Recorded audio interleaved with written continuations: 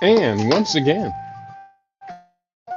I want to say greetings to each and every one of you, Aquabai, and welcome. Welcome to another round of the Conscious Rasta Report here on LIV Radio, LIV TV, and livinginblack.com.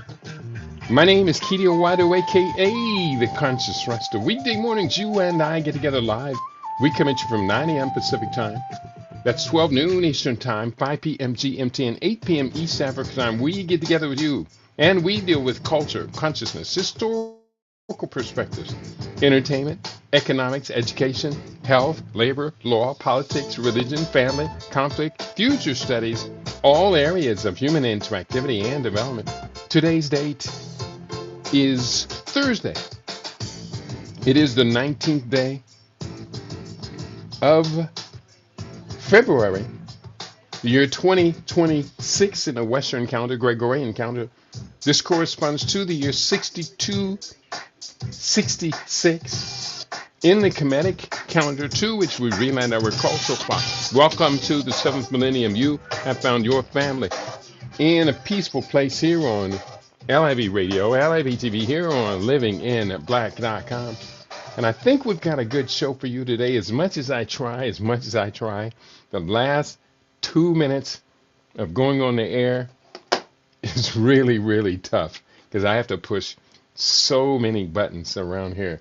Turn that one off, turn this one on, and this and that. Check the audio, the video. Then I have to set up my video camera and turn off one and turn on the other. And we are in place right now. And then what happens is the computers can't keep up with me and they glitch. And when the computers glitch, it can be really, really crazy. But we are up, we're live, we're direct. We got you, you've got us. Let's do our thing together here on LIB Radio, LIB TV, and on livinginblack.com. Plus, I have to make my tea.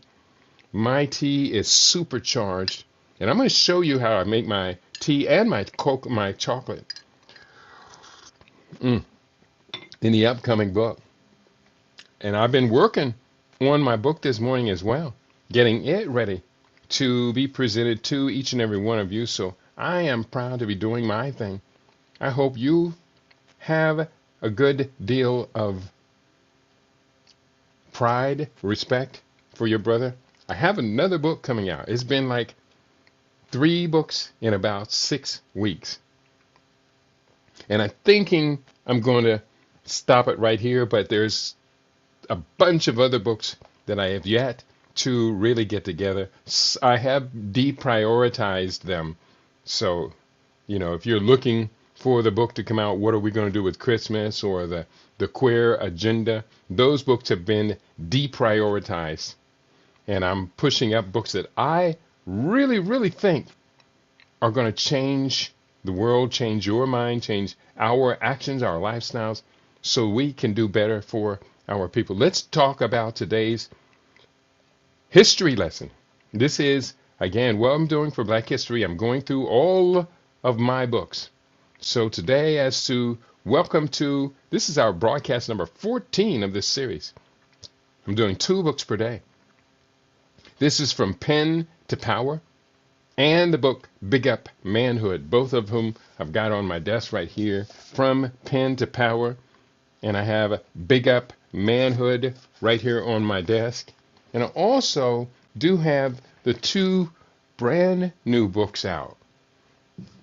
And I'm very, very excited about these brand new books.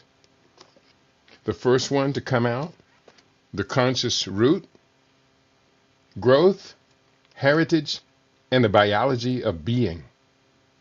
And then the brand new one just to come out, Bio-Colonialism, the Technocratic War on African Fertility and Food. So we're doing the best we can to do the best we can. Today, the first book we're going to take on is From Pen to Power. Welcome to today's Conscious Rasta Report, where empowerment meets action. In our first hour, we feature the book From Pen to Power, 90 Days to Write and Publish Your Book. This is inspiring this is for aspiring writers to guide you deeper to write, edit, and publish with purpose and on time. Then in our second hour, we're going to take you into the book Big Up Manhood, a transformative rites of passage guide to restoring biological integrity, reclaiming our masculinity, and rebuilding family and community strength through powerful insights into cultural, physical, and mental renewal.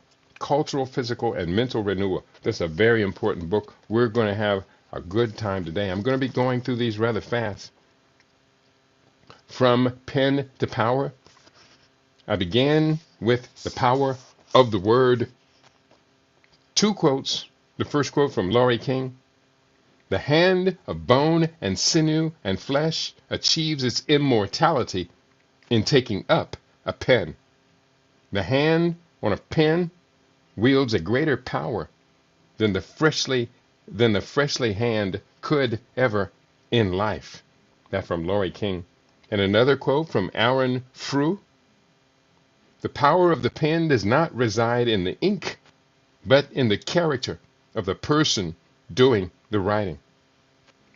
I love books. You know I do. I've always loved books. Among my earliest childhood memories was the small library we had in our home growing up outside a tiny rural village near Columbus, Ohio. My parents, George and Dolores, were both highly literate people. My father, an industrial chemist for a major corporation, had lifted himself up, being the first to get a college degree among his family of 9 children. He met my mother at Bluefield State University in West Virginia, where she was enrolled at age 16. Although she didn't graduate due to the more urgent call to motherhood, she established her academic genius by greatly assisting fellow students with their educational work. Our parents were natural geniuses, a fact that I've come to appreciate more and more as I mature. That tiny library that occupied a nook in our newly built home captured me before I attended the first grade. Our mother homeschooled me from very early on. Her inspiration, along with my fascination for the books in our home, ignited and amplified their genius within me. This passion for literacy has continued to grow throughout my life. I don't remember much about our library, and I don't have no clue about what the book's fates may have become. However, I remember an entire set of encyclopedias and several of Dad's college textbooks within the collection. One in particular caught my attention, his French textbook. I love the idea of an exotic language. So although I had no one to practice with, I learned to read a smattering of French before entering the first grade. I was 5 years old at the time. To this date, French is my third language of the 8 that I focused on over the decades. Just one more paragraph. I love telling my biography. In the beginning of each book, I really kind of set up my biography. Looking back at that early life development, my natural fondness for the written word and literacy in general illuminated a pathway for me through life. I owe much of this to my dear mother, who sadly passed away at the too young age of 30 years. Hers is a story to be told at another time, but I must emphasize her role in lighting a fire in me, and that is in this book. And I'm going to go ahead and go forward. There's more of my biography. I talk about my academic years and all of that, and how I loved literature, loved writing, loved poetry, all of the above. After finishing high school where my academic excellence persisted, I bypassed enrolling in college because of a greater passion for the life of a professional musician. That, along with the fact that no one in my life, not my father, not my high school guidance counselor or older brothers, ever broached the question to me as to whether I intended to file for a college application. It was an odd twist of fate that within a year of high school graduation, I lucked up and was hired to work in a biological laboratory at a local bull stud service in a relatively new field of artificial insemination. I was a cryogenics technician, a fancy way of saying that I was a sperm freezer. It didn't require any great leap of scientific brilliance to do the entry-level jobs that I was assigned, although I did work with liquid nitrogen, which maintains supercooled levels around minus 195.8 degrees centigrade, minus 300 degrees, minus 320 degrees Fahrenheit, which was a pretty cool job, if you ask me. So instead of 4 years at the local Ohio State University majoring in science and biology, I worked in the field, getting paid to learn hands-on. My curious mind caught me bored with the routine of conducting the daily freezing operation. I began to look over my fellow lab workers' shoulders, curious about the details of their operations. First, the collectors extracted the semen from these big surly bulls. Next came the ones who calibrated the sperm volume and density in test tubes. Next were two workers who examined the fresh jism under a microscope, looking for sperm viability, abnormalities, and the presence of extraneous proteins that might signal health problems. It goes on, and I have a number of bullet points that talks about that phase of my life. You can transform the future for all of us. And I did include a few mantras and prayers, just one. I'm putting Niebuhr's words into best context. The first quote appeared in the following poem by the famous theologian, ethnicist, and commentator. And you need to read the book to know who Niebuhr is. God, grant me the serenity to accept the things I cannot change, the courage to change the things I can, and wisdom to know the difference. Living one day at a time, enjoying one moment at a time, accepting hardships as the pathway to peace, taking, as he did, the sinful world as it is, not as I would have it, trusting that he would make all things right if I surrender to his will, that I may be reasonably happy. You, I'm writing, you can transform the future for us all. Across the world, the excess of humanity persists in steering the masses off their proper track. There remains too much exploitation, wealth inequality, war, poverty, racism, xenophobia, and other forms of cruelty. It would be noble for our fellows and all other species if we could find the means to impact a larger society, to alleviate these persisting sufferings. So many guns proliferate in communities and across borders. But political violence has never yielded a truly caring and nurturing future, or culture, I should say. We are familiar with the iconic adage, quote, "The pen is mightier than the sword," unquote. We should take that to mean that we should use progressive ideas instead of violence to instigate the greatest and longest lasting changes in the world we want to manifest. And I'm skipping forward, but I cannot help but share this. I want to change the world, as instructed by these brilliant lyrics written by Saida Garrett, I should say, and sung by Michael Jackson in the chart-topping single, Man in the Mirror. I'm starting with the man in the mirror. I'm asking him to change his ways. And no message could have been any clearer. If you want to make the world a better place, take a look at yourself and make a change. Na na na na na na na. Beautiful, Michael. In an intelligent society committed to peaceful prosperity for all its members and others, we must develop the power of the word. They say sticks and stones can break my bones, but words will never hurt me. That's not true. Not even close to being true. We can change the world, develop the power of the word, music, theater, and other creative artistry to transform the individual and the group. Writing good speech and publishing our thoughts for the benefit of the larger society is good for everyone. As a writer, you are stepping up to a higher platform whereby your empowering thoughts are shared on the widest possible basis. As a writer, you have the power to transform that which is dull into that which is brilliant. You are an alchemist. So then I therefore go on to list a bunch of different points. And I'm going to skip through these first two chapters because I've shared them many times. My motivation to write books.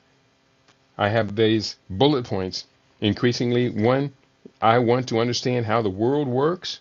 2, I am determined to be regarded as an inherently creative and competent problem solver. And 3, I am a scientist and a futurist, a scientific futurist, and thus need precise forecasting of how society and the world will change.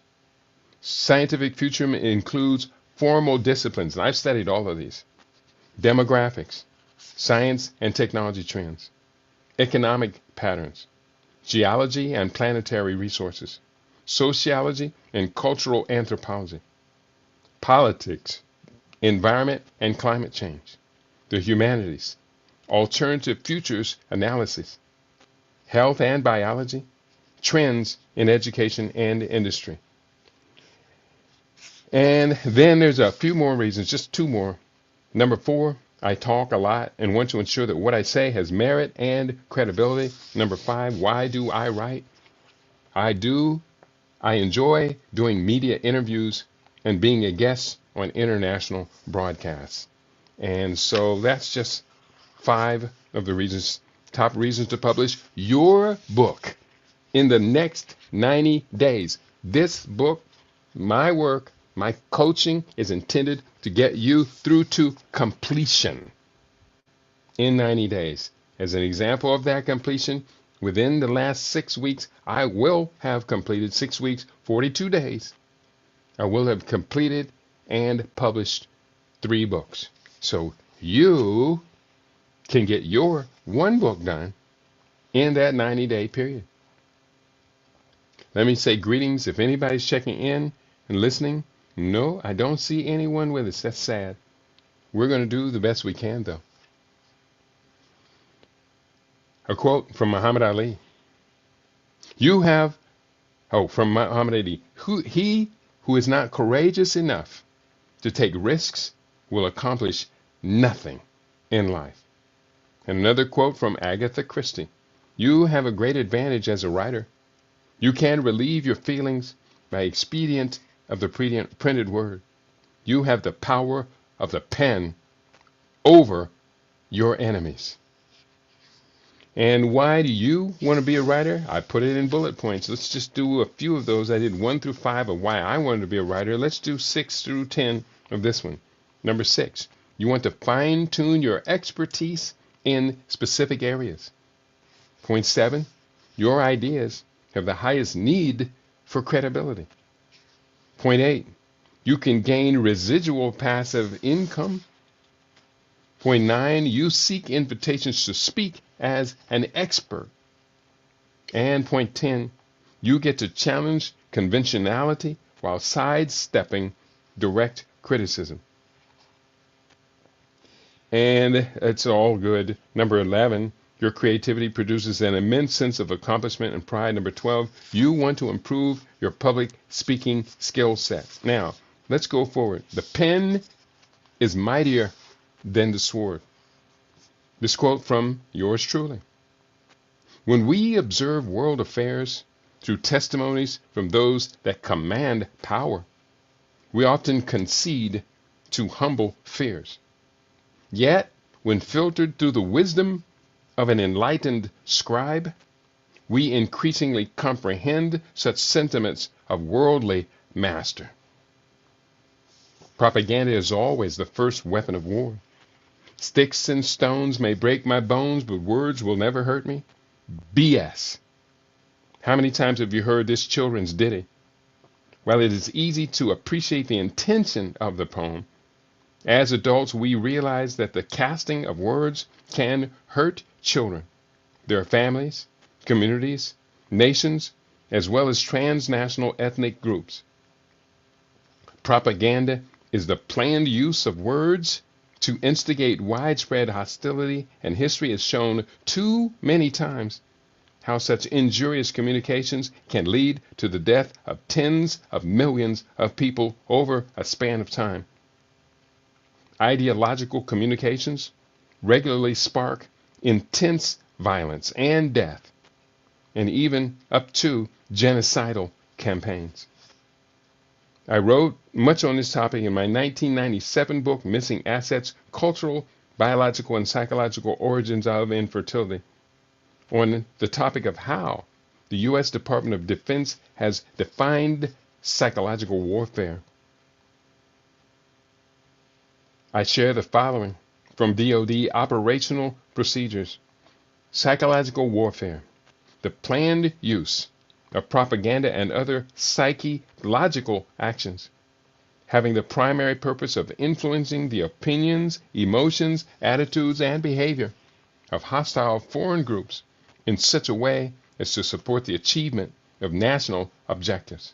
See also psychological warfare consolidation. That is defined as psychological warfare directed toward populations in friendly rear areas or in territory occupied by friendly military forces, with the objective of facilitating military operations and promoting maximum cooperation among the civil populace. See also psychological warfare. Skipping forward. I writes what I speaks, and I speaks what I writes.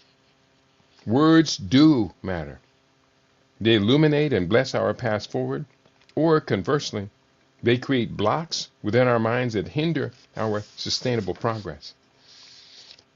Whereas one might struggle to sound profound when speaking before an audience, as a writer, I take my time to craft words that are, quote, mightier than the sword. Too many times, when engaging in casual conversations, we may come off a bit intimidated, afraid our musings may not be as profound as we wish them to sound. A lack of clarity is humbling.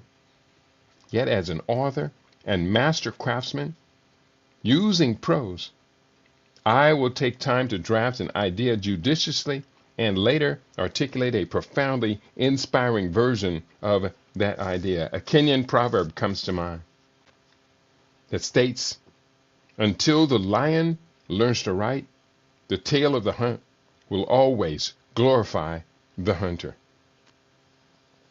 And I'm going to skip forward. I change the future by defining the future. I am a writer and an imaginative creator. I am an alchemist, and my actions turn that which is dull into that which is brilliant. I possess the power to transform in my fingertips as they dance along the keyboard. My hands are connected to my deep conscious mind, the sum of all my decades of life experiences combined with intense study of how this complex world organizes itself. Because of the shared experiences of the many authors, of the tens of thousands of books that I have read and collected over a lifetime, I am the mental accumulation of this vast collection of minds existing over the millennia. Ubuntu. I am because we are. So going forward, And this is really good stuff. In service of my ethnicity, I can engage the genre of Afrofuturism with which one can create whole new universes of virtual reality. In this imaginative experience, my people win. We turn each problem into a challenge, then reach deep into our collective resourcefulness to empower our group towards sovereign and sustainable development. Such is the potential of our words. This is what I am doing today. Through these words, which will be published as a book, I wield the wizardry of the scribe to reverse 600 to 2,500 years of inaccurate and abusive historical distortion by correcting and disseminating my people's subjective narratives. Until the lion learns to write, the tale of the hunt will always reflect the glory of the hunter. So 6 tasks for beginning your process. Now I'm giving you these 6 points for free. You do want to get the book. I just shipped out the book. In fact, he's receiving it today. I saw he's receiving it from the printer. And this brother has a wealth of knowledge, firsthand knowledge from years as a Black Panther Party member. And so that's what his book is going to be about. It's about his personal experience through that journey as a Black Panther. My hope is that he takes it very seriously. I do have a service that I do. I offer the service for anybody who wants to get your book, D-O-N-E, done, and get it published. I have a service, and if you pay the fee, we'll talk about what the consultation fee is. Your book will be delivered within 90 days. When I wrote this book, I had just begun a class. I was teaching a class on book writing. I think there were maybe 6 or 8 students to begin, and then it filtered down to 4. I finished and published this book in 25 days. From Pen to Power, which is the book to tell you how to publish your book. In 25 days, I put my book out. In the 90-day period, I published 6 books using this one. So I know what I'm talking about. And we know, you can do it if you put your mind to it. As you put your mind to it, you know you can do it. So 6 tasks for beginning the writing process. Number 1, organize your optimal writing space. You need to be comfortable. As a professional writer, you're going to be sitting for long periods of time, so get yourself a comfortable chair. You want to be comfortable. It'd be best if you write in an uncluttered desk space. Mine is not doing too bad. I often shuffle papers, wiring, and other apparatuses from my desk, which doubles as a broadcast studio. Yes, this is the broadcast studio too. Yet I am at best when I take I'm at my best when I take just a few minutes before writing to get all distractions out of the way. You need a comfortable seat. It's always great. Because long times can be stressful when staring at computer screens, I suggest you write on a high-quality computer screen. Most laptops have adequate resolution, yet working on a 27-inch monitor plugged into the HDMI port on my notebook is best. As I have mentioned elsewhere, I have a wireless mouse and keyboard in the mix so that I don't have the distraction of using a laptop touchpad. And I had one couple, they had enrolled in the writer's class and paid me. And they said they wanted to write a book on their cell phone. I said, no, you don't. Nobody's going to read your book written on a cell phone. I guess now with AI writing people's books, you could do that on a cell phone, but I don't recommend it, not at all. I did give them some tips. If you do want to write it on a cell phone, then get yourself a keyboard and a mouse that are wireless that will go into your cell phone. But they didn't do it. They just dropped out of the class. I kept the money. They paid for the class. So next, beyond that, Point two, work from an outline. Always begin with an outline. You need to begin your outline with a working title, which will likely change several times before your book goes to the publisher, and a subtitle that is descriptive of the intention of your book. Examples of descriptive subtitles include, here's the examples from my most recently published books. 1, 90 Days to Write and Publish Your Book. 85 Protocols that Increase Human Life Expectancy. Strategies to Reclaim Masculinity, Men's Rites of Passage, and Restore Biointegrity. These are different subtitles. Let's the Healing Begin. 21 Steps to Restore Your Vitality. The Next Empowering Pathway for Afri-Amer Development.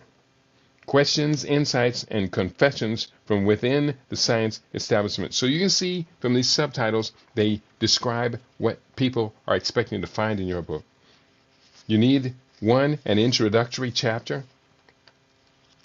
You need several introductions to your book. I say this to people. Practice writing these. It increases your writing skills. If you want to put out a book, describe the book in 5 words, or describe what your mission is in 5 words. Describe it in 7 words. Describe it in 15 words. Describe it in a text, 100 words, or anywhere from 75 to 100 words that you can read in less than 3 minutes. And then describe it in 3 minutes, which is normally going to be on the back cover of each of my books. So you need to overlap these, and that's a great skill. And in overlapping, by the time you get to that 300-word description with the back cover of the book, you pretty much kind of written your introductory chapter to the book. Next point, you're going to write your introductory chapter. All good narratives have an absolute beginning. For the writer, this is the introduction. If you have just a few seconds to introduce your book to an audience, that's what the title and subtitle are for. If you have a half minute to share what it's all about, you will write a 100-word or less description, which you will generally use in a marketing description such as an online bookseller. That's what they call the elevator pitch. When I have 3 minutes available, I will typically grab the book and read the back text, which usually consists of 3 to 4 paragraphs. However, when you want someone to show interest in your book to the point that they cannot put it down, this is where a powerful, insightful introductory chapter is most effective. I love writing introductions. I might compose them before even setting to the task of filling out each chapter. Or I may wait until the book is nearly complete and then use what I have learned to inform, inspire, and excite a person to learn about the text within the introduction. Additionally, I generally spend extra time rewriting, perfecting, and grammar checking the introductory chapter. Next point, I am not a fiction writer. Therefore, most of these chapters reflect my non-fiction bias and passion for problem solving. Next point, it's important to establish early on how your book addresses relevant challenges. Now, I'm talking as a non-fiction writer. Next point, put together a dynamic outline. Requires several levels of comprehension, putting together your outline. This is where numerous subcategories of the central problem are very helpful. My own experience is that a dynamic outline overview makes writing a breeze.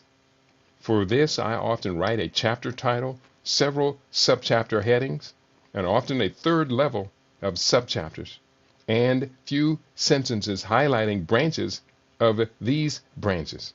Done correctly, the book practically writes itself. Significant portions of your research will require deeper understanding. This is where your research skills and creative imagination distinguish you as a skilled craftsman from just someone with views or opinions. The world has enough, perhaps too many opinions as it stands. You know what they say about opinions, right? Everybody's got one. You will distinguish your skills with and resourcefulness as you express your vision of the pathways ahead. For those who do or do not follow your instructions, you are the expert here. You don't want to fail your audience. From my experiences and perspectives, I have high standards and expectations for the books I choose to be practical and of great foresight. Thus, I write at a level that I expect from those regarded as top experts in their fields of expertise. Now, I'm going to start moving a little quicker here. Number 3, allocate writing time and make this a very firm habit. I do allocate writing time. I advise my class to write 10 minutes at a time. I have a timer for 10 minutes set. I just use my cell phone for this to concentrate on this very theme. I'm in a location where I write daily.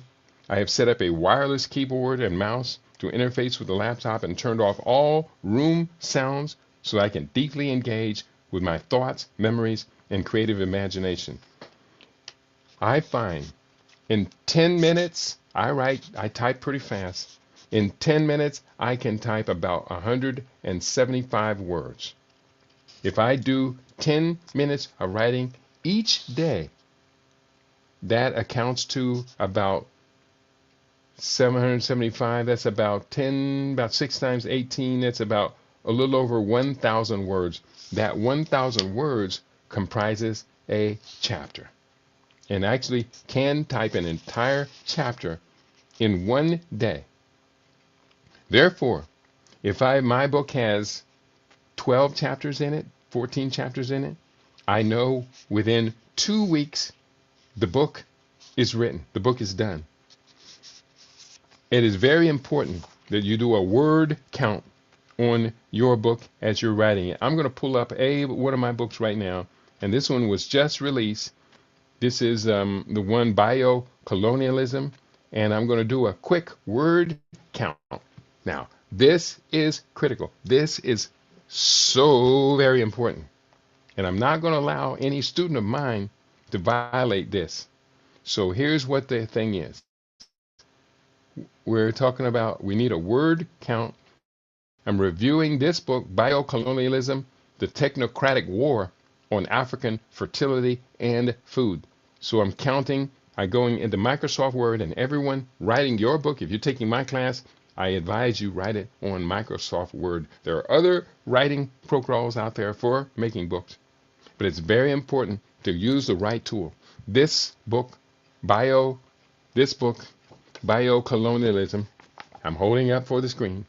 It has 129 pages, and there's more because by the time you do the index and you do the beginning, you're going to have more. So this one has got 129 pages to it. Word count, 20,417 words. So that's really what's key. 20,417 words. I have written books with twice that many words, with many times that many words, but we generally find about 129 pages or 20,000 words is not an unreasonable size book. I don't price my books real high. I recently bought a fiction book from one of my friends, and it was priced unusually high. I'm probably not motivated to buy his catalog. But his word count was very small. Plus, his text was even smaller.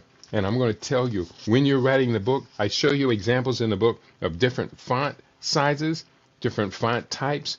Make your book readable. If you put a book out and it is not readable, if the font size is too small, if your font size is the wrong one, I use sans serif on all of mine. Sans serif means a smooth looking text. So I cannot overemphasize this point. Don't make these mistakes again and again and again. After 63 books, I think I know what I'm talking about. I know which of my own books that I can barely read, the back cover especially. I used to try and conserve space, make the font small on the back cover. No, don't do that. Make your font larger. Because you want people to get the book, read the book. But they're not going to read the book if they have to squint and got put on reading glasses. No, no, no, don't do that to your people. You know what I'm talking about. Anybody talking to me? I don't know. If I'm talking to myself, I'm used to it. I'm used to sometimes being the sole beneficiary of the work that I do. Ain't no shame in that game. There's no shame in being, ain't no shame in that game. So right now, I don't see anyone talking to me. We're going to catch up as soon as we can.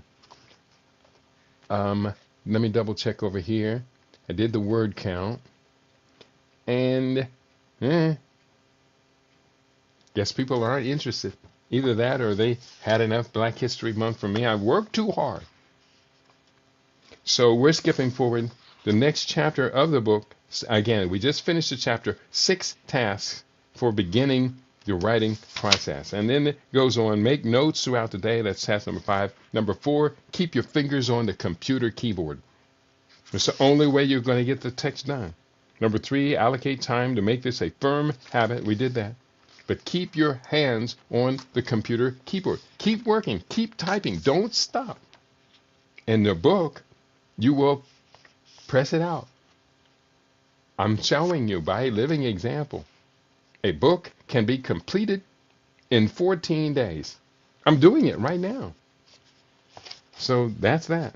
The next book is actually going to be almost all pictures. And it has 124 pages, and the pictures are in color. So I gotta watch this next book. I'm trying to send it to the printer and get an idea of what it's going to cost, but I think the next book is going to be kind of expensive. Chapter 3, organizing your book into sections. From this quote from E.A. Buccianeri, the book is more important than your plans for it. You have to go with what works for the book. If your ideas appear hollow or forced when they are put on paper, chop them, erase them, pulverize them, and start again. Don't whine when things are not going your way, because they're not going the right way for the book, which is more important. The show must go on, and so must the book. And I could tell that to one of my friends to reread that quote, because I need him to finish his book. His book is going to be a wonderful book, and it would be no doubt a book that I would love to write. I actually wrote one very close to what he's writing. But I need him to finish it, get it out, finish it. No more excuses. No more when I ask him about it, quit saying yeah, and just feeling sad and sorry for yourself. Stop that.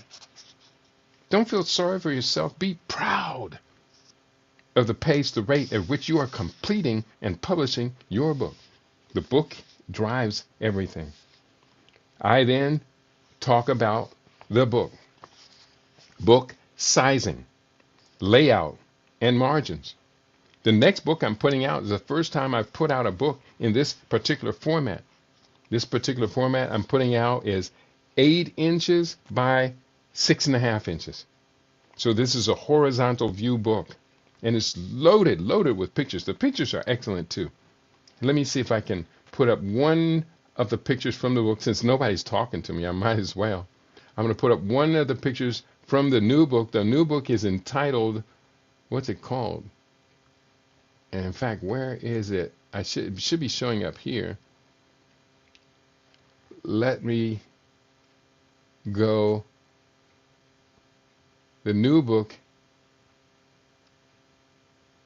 it's in documents. It's called Awakening the Crown. And for some odd reason, it's not coming up. Documents, Awakening the Crown. AWAI. There it is. Now I'm going to show you just one of the pictures from the new book. And when am I going to show you? This is just one of the pictures in the book. And this is what the new book is going to look like. Now, I don't want to do that. Don't do that. I don't want that. I can. Okay, I can get away with this. It's not comfortable for me. This is what my new book looks like. I don't have time for this. Real quickly,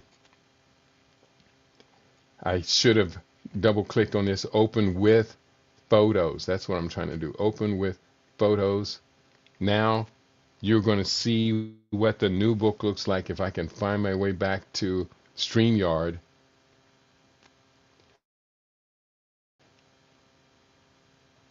And here is what it's going to look like. Present, Windows, share screen, and here it is. It's right here. These are what the pages inside of my new book are going to look like. I'm talking to you right now, but I don't know if anybody's hearing me, so we're going to do the best we can. This is one page in the chapter which talks about a transition from the athlete to lifestyle. So this is really in the middle of that translation to athlete to lifestyle. And this is what the book looks like. This is the size of the book, the pages, etc. And it goes on and on and on, and then begins a new chapter of the biological sovereignty protocol. So it's not going to be real complicated, believe it or not. This book is intended for young people, teenagers. So organizing your book, we're talking about book sizing. Most of my books are either 6 inches wide, 9 inches tall, or 5.5 inches wide and 8.5 inches tall. But this one is actually 8 inches wide by 6.5 by 6 inches tall. So it's the first time I published in this format. Book sizing, layout, and margins. Very important. Real quickly, I'm going to read through this. I've written and published books for about 30 years. I began as a series of investigative reports and collections of articles I had written for smaller newspapers and magazines. During the time, I published an 8.5 by 11 inch format. Those of you who have the old Conscious Rasta Reports will recognize that. During this period, I published the 8.5 by 11 format, the size of an American standard sheet of paper. Beginning with my 21st publication in 1999, The Road to Power, 7 Steps to an African Global Order, I started to publish in forms that sat more comfortably on a bookshelf. Then, following a 12-year bout with, quote, writer's block, and we deal with that in this book, 12-year bout. I see you in the house, Brother Shabaka. Great to have you with us, my brother. My brother, you never let me down. After my writer's block, I began to publish again in 2012. In the 10 years that have been followed, I've completed in 4 sizes. 8.5 by 11, that was a book, Living Superfood Research. 5.5 by 8.5, it was a converting my old Rasta reports. 6 inches by 9 inches, and more recently, several health and recipe books at 8.5 by 8.5. I use each book sizing format for specific reasons. For each size, the layout of the book will vary. Larger books can tolerate larger margins. I've mostly used 5.5 by 8.5 or 6 inches by 9 inch size paperback prints. As such, my page margins feature a 0.5 inch top margin, 0.4 inch bottom margin, and 0.625 side margins. When I printed using a different printer, I would have to set inner margins differently for left and right pages, with more space for the inner margins because of the perfect print spine gap. And real quickly, here we go. Let's get this guy out of the way. So,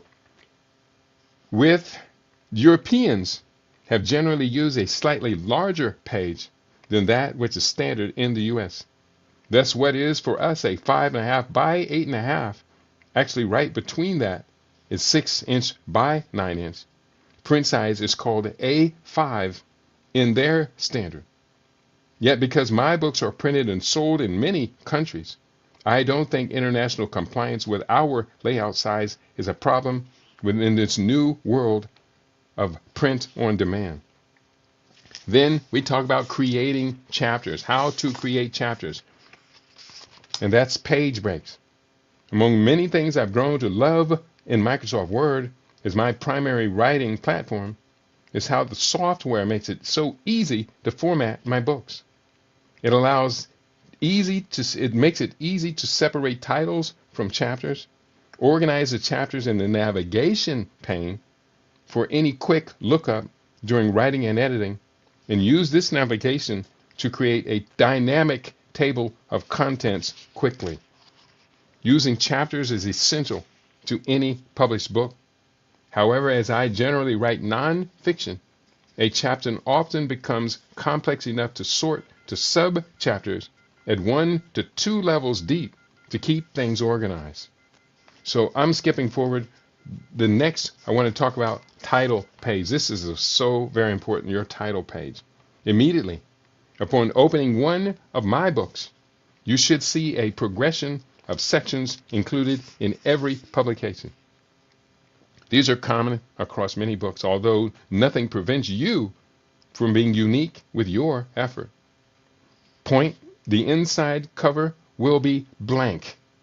I use this as an autograph page, but stopped because I didn't like having to hold down the stiff cover to get my signature on that page. So when I place a blank page first, opposite the inside cover, where it is easier to share an autograph signature and a personal note to the purchaser or other reader. And of recent, I have included on the autograph page, I'll make it the second half of it, a printed in that will go to all of the people to which I'm autographing the book, saying thank you for buying the book. This book is now in your hands, and you are expected to be a vanguard. And Shabaka, you've got books on the way. I think you're going to get the first book or so in about 2 days at most. But you should have, Brother Shabaka, I think there's a series of new books coming at you. The next page on the left-hand side is the title page, where I will include the full book title in uppercase title, followed by the book's subtitle, copyright information, including the year of publication, the publication company, and contact information, a note on the Library of Congress cataloging and reserving my rights reserved as a publisher. I will also include my photo in black and white, and you have to format that photo for printing black and white in a print book. A liability disclaimer reminds the reader that the decisions they make after reading the book are not my legal liability. For example, if health information is included in the book, then caution them to consult a doctor in making serious choices. If financial information is conveyed, then inform the reader that they bear sole responsibility for the financial commitments they make, blah, blah, blah, blah, blah. And then, lastly, I'll put a list of keywords that correspond to the book's interests and the themes to be used in a search engine seeking further insights. You may need a pull-out page depending on the length of your table of contents. This is very important. If the table of contents is even page, I'm starting with title page on the left. That would be page 1, except I'm not counting the pages until I get past the table of contents. At the introduction, then I will make sure I have page 1 on the left-hand side and page 2 on the right-hand side. And the pull-out page helps me later to guide and gauge which page appears on the left or the right. This is very important. I have to explain it to you in detail. There is the title page, the pull-out page. There's table of contents is next. And that's one of the beautiful things about Microsoft Word. It gives you a great dynamic table of contents. If I change it later, I click update and it's all changed. When someone opens your book, they can quickly judge what they expect to learn by going to the table of contents. People are putting books out with no table of contents. It's too easy. Why are you doing that? Why make your reader suffer? Because they don't know. It's easy, but you have to implement it. That's why you go to someone who's published a lot of books to have them teach you. They may go to the table of contents at the very beginning. It's a useful tool, as it is how you get the page numbers to which you can quickly find the beginning of a chapter or subchapter. Microsoft Word makes it easy to create generic forms of table of contents. Based on your mastery of the software, there are a lot of ways you can make yours unique and functional, and I alter all of my table of contents. During this chapter covering your book's organization, I encourage you to take the time needed to study the complex capabilities of Microsoft Word or whatever software you have chosen as your platform. There's just so much to learn, especially those techniques that save you a lot of time. To learn, especially since we are talking about the table of contents, I made my TOC in a separate document for years and even typed in each chapter title, spaced it, and assigned a page number. Then when the contents of the main book would change, I would manually go to that separate TO table of contents and make the changes there as well. Oh my God, what a repetitive waste of time that was. I'm skipping over. We got the table of contents established, headers and footers. This is so important. What are headers and footers? In many print formats, there is a margin at the top of the page and the bottom of the page where you can convey critical information. I use them to showcase page numbers, chapter titles, and book titles. They also reflect odd and even pages by pushing the page numbers to the outside of the page. I generally make my header slightly larger than the footer, and I've gotten in the habit of leaving the footer blank as its value as a spacer for the bottom of the page. But I'll be honest, it has taken me several years and a lot of exploration and experimentation to get them just right, because there are many variables to get right. These variables include: 1, alignment can be tricky because the header margins must correspond to the margins of the pages. Because I push the page numbers to the outside margins, I have had bad experiences where the first page numbers, single digits, fit perfectly. However, when the page numbers increase to 3 digits after 100 pages, they get pushed outside the acceptable margin for the printer. This can be problematic when the printer checks the margin and finds that your page numbers do not fit in the last part of your book. Send it back, do it again. I prefer that the left-hand header convey the chapter title and page number, while the right page will have the book title consistent throughout the entire book. Point 3, I will generally make the font in the header smaller than the copy text. Yet I will want the page numbers larger, which makes it easier to scan through the book and get to the page that I am seeking with more facility. Point 4, margins between the header and footer text and the page number can be tricky. They can be very tricky, forcing me to go to that tab and margin guides in the page ruler to ensure they align correctly. At the beginning of the books, I will have several pages, while counted as part of the book's total page count for printing, nonetheless do not require a page number or are part of a preface or foreword that uses a different kind of numbering system than the main body of the text. There is also a link to insert headers and footers in the tab section at the top of the page. Insert header or footer and page number at the right side in the insert menu options. Once you have placed a header or footer on the page, you merely need to go to the bottom, top or bottom, and double click on that section to open up header and footer options. And it goes on, options. This is so very important. It's a little bit of a longer chapter. I talk about acknowledgments. When creating the front sections of the book, which can include the copyright page, table of contents, quotations relative to the book's mission, and any pull-out messages important to the theme of the book.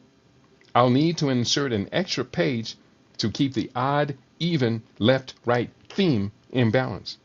This is where inserting an additional filler page comes in handy. For example, you may want to express gratitude to family, friends, and others for inspiring and supporting your writing efforts and helping you accomplish your visionary mission of becoming a published author and, quote, just right. By the way, the proper spelling of my name is Kidi Obiawadu. You might have needed to know that, since you're going to, of course, give me some props in your book. Inserting an acknowledgement page is a heartfelt way to demonstrate your gratitude to supporters. I caution you to not make it too long. I've seen a few chapter-length acknowledgement sections, which generally won't get read through. Yet if you have many people who've closely followed you and supported your efforts, they will likely read through far enough to see if their name is included.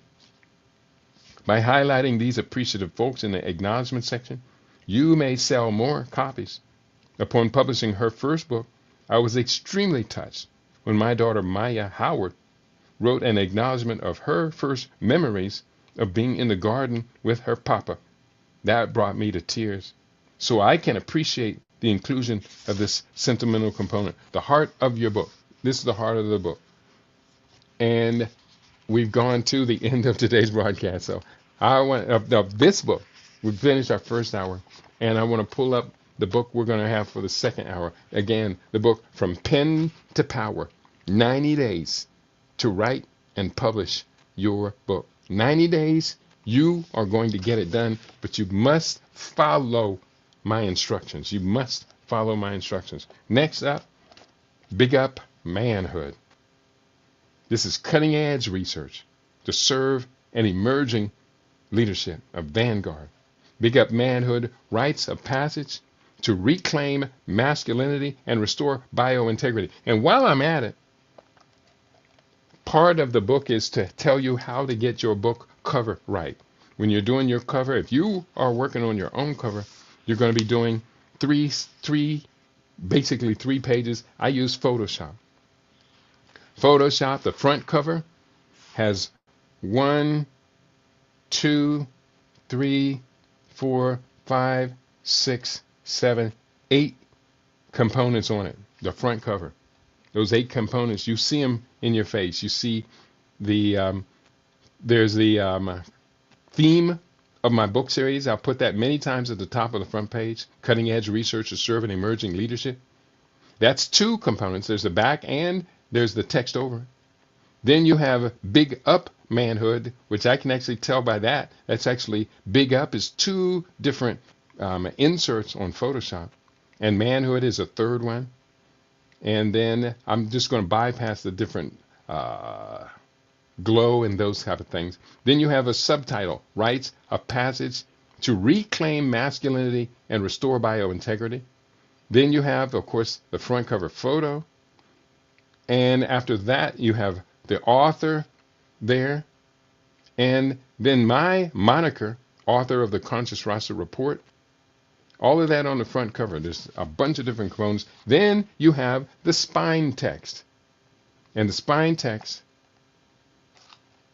oh, yeah, there you go. The spine text, you have to have it the right side up. And I just freaked out for a minute because I said, my spine text is upside down. No, it wasn't. But some people will put their books out and their spine text is not right. It's backwards. And you put the book on the shelf and you notice their book looks different. This spine text goes on your spine. There's 1, 2, 3, 4 components plus a background. In the spine text, there's the Conscious Rasta Press, the book title, the author title, and then I'll just have some other things that may wrap around the entire book. But that's part of your spine text. That is in a separate group. That is above your front cover. And then lastly, you have your back cover. Your back cover.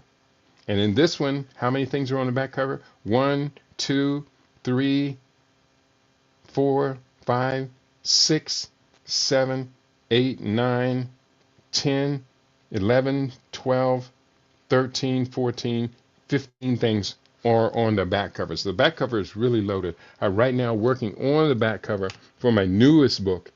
And expect that. I think I'm going to be finishing the back cover today. And then I'll start running it to the printer back and forth, back and forth. We go back for about a day or so. Then I hit boom, got it. And it says, yeah, we got you, Kitty. You've done this 62 times before. And hopefully I'll inspire you to want to do it as well. Brother Shabaka, have you got a book in mind? Let me ask you that question, my brother. If anybody else is in the house, do you have a book in mind you want to publish? Let me help you get it DONE done. Next, Big Up Manhood. Our backs were pressed against the wall. Our dilemma spiraled downward until it became an existential matter. That is when the lions returned and engaged in the battle. We had no choice but to win. We rose to recapture our pride from the hyenas that too long had assaulted our families. The lions returned. The community's most outstanding men best exemplify the nature of man. In addition, wise and esteemed elders have held a special place of authority in the progress of Africans and other civilized groups throughout history. In such societies, older women are similarly given a special position of reverence and respect. Therefore, we expect these esteemed ones to guide the decisions of the collective toward optimal outcomes of sovereignty and sustainability. We call the Big Up Manhood forward to be the tip of the spear, to lead the masses through resilience, a common dedication to our future, to defend our gains and prevent further assaults on our collective destiny. Nothing less than complete victory will satisfy this call to history. And then I have this quote on the back cover from Dr. George Washington Carver. When you can do the common things of life in an uncommon way, you will command the attention of the world. From Dr. George Washington Carver. And on the back, there's also the barcode. You have to reserve space, leave space for your barcodes. Very, very important there. So we're going forward. Let me tell you what's in the book. First, I begin with my title page. Again, I'm telling you what's in the book. My photograph on the title page, the author and copyright information, as well as some information on the Library of Congress, how to handle it. This publication is designed to provide accurate and authoritative information about the subject matter covered. That's the disclaimer. Then I have keywords. All of that I just told you about. This is all in this book. And then we have the off title page. This is throwing the balance between left and right in the right way so I can have my table of contents and then begin with my introduction on page 1 on the left-hand side. But I want to share these quotes. This first quote from Dr. Amos Wilson, praise be his eternal name. He writes, "We could not be Africans and slaves at the same time. We could not hold on to our African identity, our African selves, knowledge of our African culture, and be enslaved, the subordinates of another people. It's only when that knowledge is removed, erased, disgraded, stolen, taken, and distorted that we lose our identity. It is then that our identity is placed upon us by another people and by external forces. Therefore, a lack of self-knowledge is a lack of self-awareness, is also an insensitivity to the self. But an insensitivity to the self is also an insensitivity to reality and to the outside. Without the sensitivity of the outside world and the self, we are left to blindly stumble from one point to another." From Dr. Amos Wilson. Ashe. So let's go forward. Introduction. I begin with my quote. Our backs were pressed against the wall. Our dilemma spiraled downward until it became an existential matter. That is when the lions returned and engaged in the battle. We had no choice but to win. We recaptured our pride from the hyenas that had for too long assaulted our families. The nature of the problem. The nature of a man is a phrase we have encountered numerous times within our communications and across community engagements. I am considering this analysis biological, mental, and spiritual nature. We have a long history of musings on the concepts of manhood, gathered from our family experiences and the public commons we have encountered and inherited throughout our lives. The community's outstanding men best define the nature of man. In addition, elders have a special place of authority in the evolution of African and other civilized groups throughout history. In such societies, older women are similarly given a special position of respect. They thus are expected to guide the decisions of the collective toward optimal outcomes of sovereignty and sustainability. Now, again, I'm reading from my introduction chapter, so everything I talked about last hour, you're now seeing these in play. This is how it comes together. In civilized societies, these elders have invested their lives in learning, craftsmanship, providing valuable services that benefit the group, growing food, building housing, creating mechanisms of security, cultivating land, and teaching subsequent generations to inherit, expand, and secure the grand enterprise. These patterns have existed since the dawn of civilization. In an earlier book, we call these the 6 paradigms or the 6 pillars of empire. These 6 pillars have existed since the dawn of civilization, great and small. They must continue perpetually, or else the group is in peril of degradation, decay, and demise. These words help us realize the profoundness of the question of the nature of a man. Point.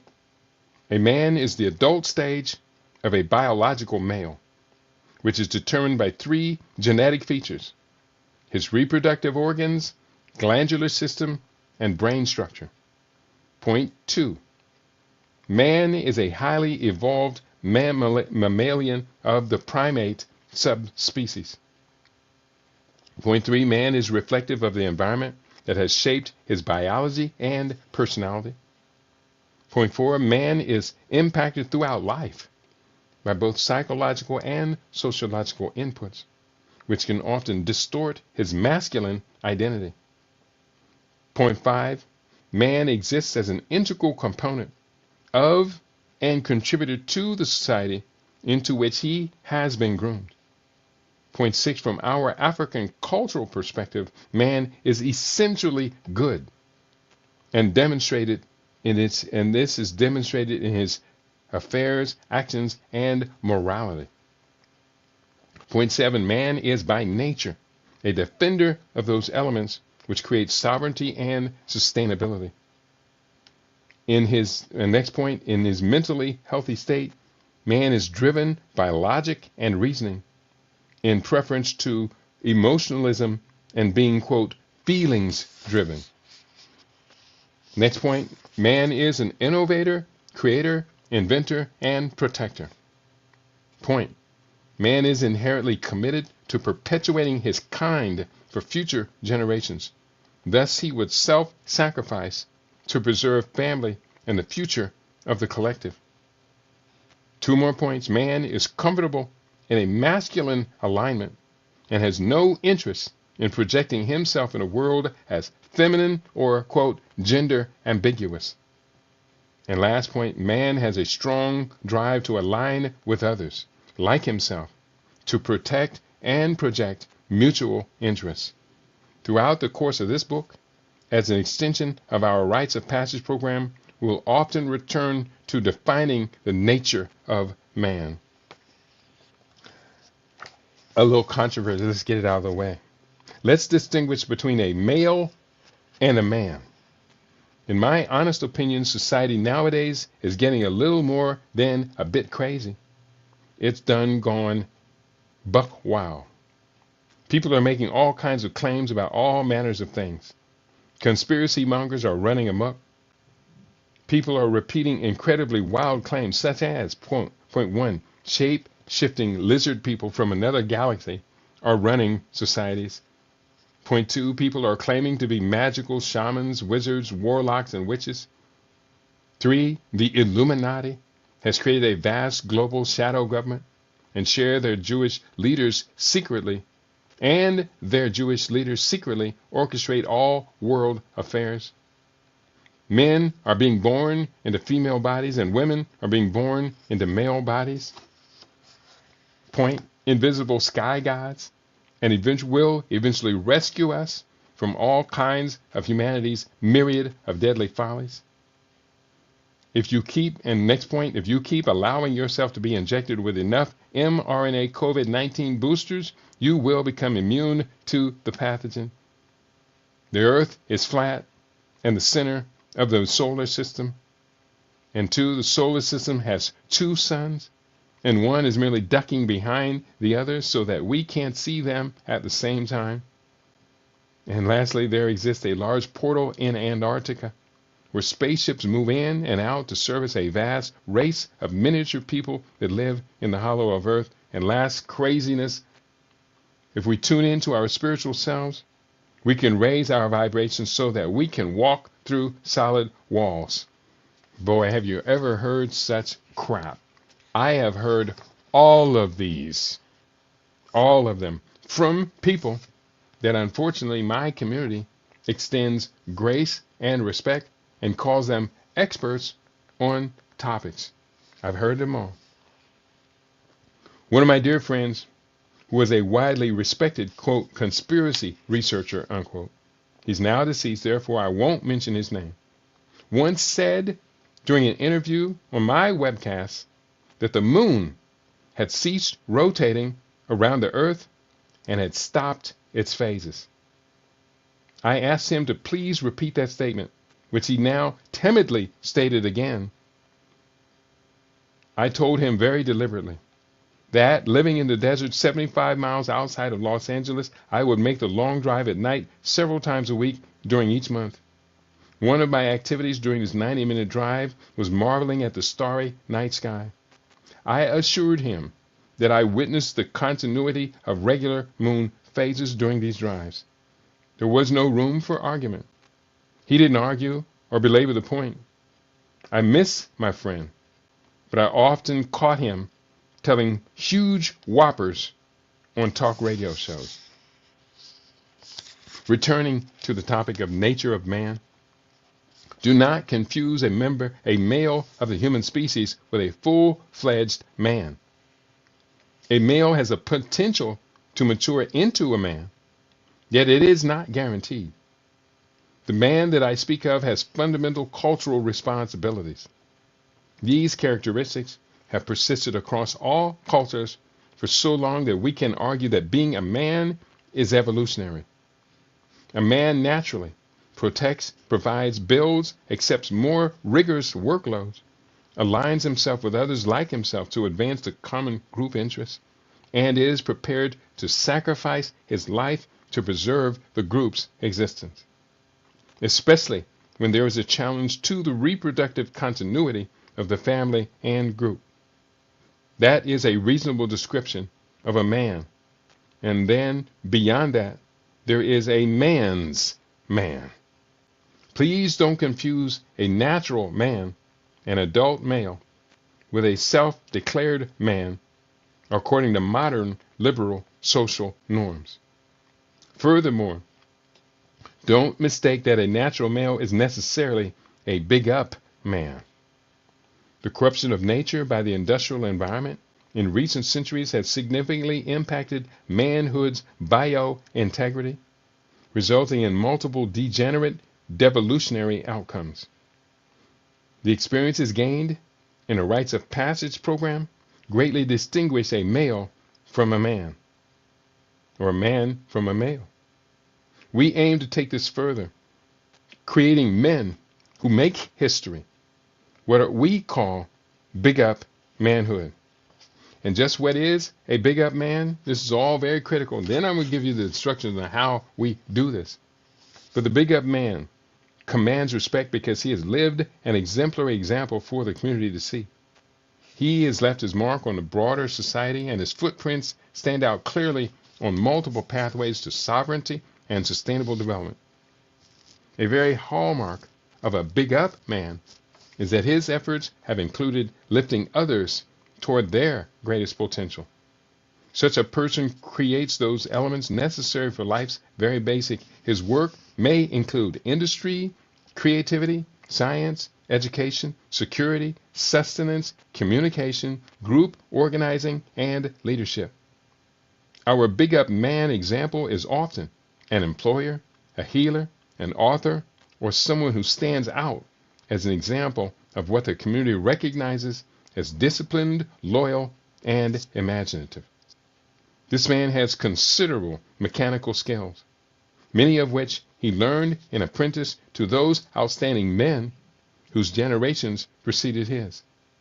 During his maturation, he had strong manhood morals models. Artisans, carpenters, auto mechanics, farmers, and visible defenders of civil, social, and economic rights. Many of us know of and can name such models of manhood that are worthy of salutation. I distinguish the Big Up Man from the typical cliched heroes that children are programmed to call out, such as soldiers, police, doctors, lawyers, and politicians. This does not imply that individuals in such professions cannot be Big Up men, but it requires certain tangibles, such as an unshakable character, engagement with and commitment to the group, and self-sacrifice beyond the mere callings of the job. This Big Up Man that we are focused upon comes with well-defined guidelines for morality and self-discipline, many of which I have observed over nearly 7 decades of my life. I grew up in a generation that bridged such men of high values and character to a current state of moral anarchy and widespread degeneracy. I'm skipping forward. I'm starting to tell my bio again. That's not necessarily, this is all good, but we can do, oh, this is very good. We learned growing up in semi-rural Ohio, it was unthinkable that a young person would utter curses in the presence of adults. The thought of cussing at one's parents, or any adult for that matter, was utterly out of the question. It didn't just happen, just didn't happen. We learned much foul language during that time of youth, but you were never allowed to let an elder hear such words coming out of your mouth. I will never forget the day in the late 1970s on Clark Atlanta College campus when, in response to my request that a young vendor turn down his rap music because the filthy language blaring across the plaza, he hollered, FKU. I didn't even bother to respond. This new beast had risen in our community, and I was not going to invest any extra energy in engaging this mental illness. A Big Up Man knows not to risk anything of significance battling with spiritually dead zombies that inhabit our cities and offend our sensibilities. Let the dead bury the dead. That's subchapter. Let the dead bury the dead. I'm midway point of my 38th rotation of the sun, outside of my mama's womb. My generation, the so-called baby boomers, was the bridge from the way that things were to a current state that is unsustainable to the point. That 38th rotation of the sun outside my mother's womb, that's not correct. That's probably should have been 68.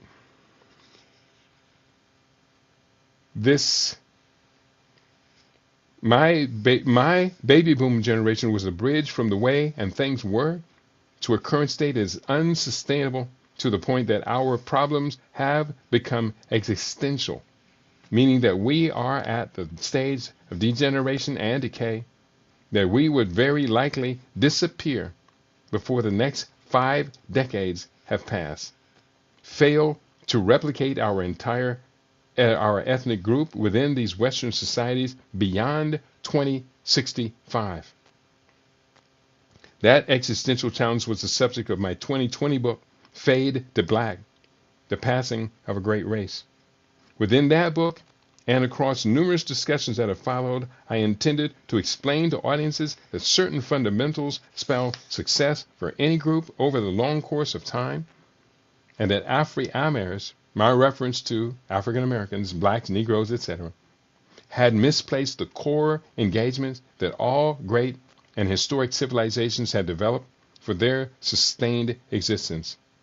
In the book, I referred to the 6 pillars of empire, which I had introduced as a significant societal, economic, and sustaining set of values consistent across cultures, empires, and civilizations since the dawn of history. The 6 pillars of empire are: number 1, demographics. People numbers matter. Number 2, resource extraction and manufacturing of finished goods. A group must manufacture something the world needs. 3, intra-state trade. A healthy group must produce the bulk of what it consumes to survive. And number 4, transnational trade. Trading industrial surplus above the group's consumption is the only way to generate wealth. Number 5, security and expansion of territory. As the group's numbers and businesses expand, they require more safe land for the benefit of future generations. Number 6, education of the youth to power. Powerful groups take primary responsibility for educating young people to inherit, maintain, and expand the empire. So according to multiple analysis and honest inquiries, we realize we're failing on the 6 pillars of empire. We cannot sustain ourselves. And then lastly, in this chapter, this is the introduction. But the introduction gives you a good idea where the whole book is going. I then talk about the, quote, sissification of generations. The modern man, quote unquote, in Western societies today has too often become punkified and sissified, as our great ancestor and primary model of an alpha male, Khalid Abdul Muhammad, often put it. He has been converted into what too often has become referred to as his own worst enemy. We're talking about modern man. This sissified male, of which I speak, has come under the spell of multiple manipulations. These include, but are not limited to, number 1, subconscious fears from centuries of brutality, torture, and murder. 2, the curse of belonging to political parties and social organizations that only use our people for what they can extract from us. Point 3, adopting a foreign culture that was imposed upon our group by the cracking sound of a whip or gunshot. Point 4, aligning our membership within supposedly empowering organizations and others, ethnic groups, like posing as Greeks and Arabs. Point, he has become so ultimately oblivious or paranoid to all avenues through which men compete for power in aggressive societies. Point, he's been so humiliated by the police over the centuries that he walks down the street in a coward and cowardly position. Point, he has been snitched upon, infiltrated, undermined, betrayed, and sold out by members of other ethnic community, and so many times he has inculturated a fundamental mistrust of his own. And we go on, he's been castrated by the very same religion that was used as a weapon of war to neutralize the power of our indigenous cultures to preserve our people for thousands of years, and so on. Oh, the 2 pages, 3 pages of bullet points of where this sissified man was created. Then this next subchapter, adulting is hard. We're going forward. And a bunch of different quotes and about that. Becoming an adult and not a perpetual childhood. Adulting is hard, but you're going to make that commitment. This book addresses these challenges. So next, I begin with the next chapter, and all throughout the book, I have these Adinkra symbols. You're going to see the Adinkra symbols. This one you're looking at, this is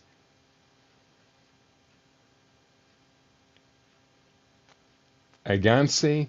This is inheritance. I have the text, it's just too small here. I use it as a caption for the photograph, but I'll need to put on my reading glasses. Sorry about that.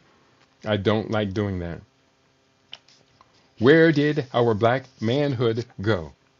The monster we welcomed into our homes. Beginning in the late 1950s, a dangerous and unpredictable interloper sequestered itself in the average household. One of the greatest benefits of the maturity we gain over long periods is seeing the consequences of thematic changes that were initially welcomed into our lives.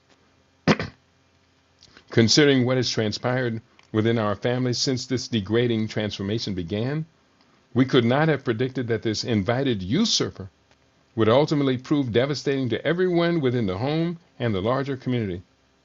This demon's seduction convinced us that this threatening intrusion was a measure of our progress. It turned out to be the first of many grievous lies it used to infect our lives. Therefore, we were reluctant to reconsider our judgments of its true value with its sinister motives, while its sinister motives undermined us all. Our unwitting parents had worked so hard to bring us this new culture shape-shifting technology. They were quite proud that they had introduced the family to this beast. It was decades before most of us suspected that something was terribly amiss. Now we can see the impact with more clarity. Little could we have imagined how devastating television would become to the national character 60 years ago. I was fortunate to have grown up around the remarkable intelligence of my dad. As the years advanced and he increasingly observed the TV's impact on his 4 sons, our father referred to the television as, quote, the idiot box. His rebuke was ingenious. An analog virtual reality stole our mojo. Along the way, the rise of the Black Power movement of the mid-1960s up to this current era, we have had to deal with a never-ending current of significant treachery from inside our ethnic and cultural group. This battle has been relentless. Then I go to talk about that. I'm skipping forward.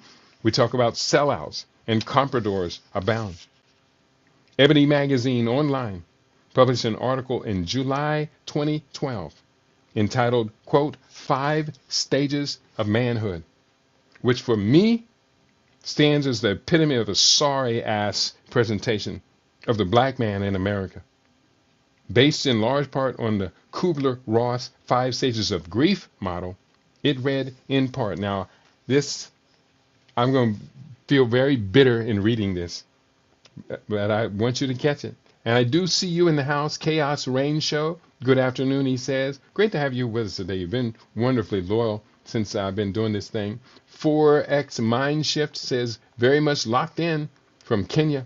Much love, Brother Keaty. Great to have you with us. How can I get these books?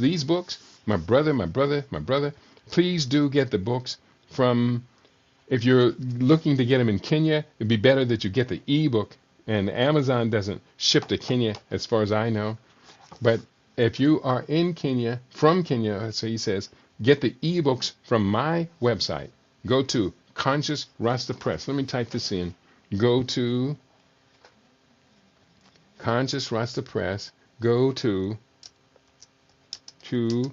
www.consciousrastapress.com to get these in print, e-book, or audio books. And that's how you can get your hands on it. I hope you do appreciate that. It's great. YouTube rejected it. Here, let me just do this differently. Go to Let me take some of this text out. Go to X that, and okay, now you do see the link there. And then I'm going to put in the text that I just cut out.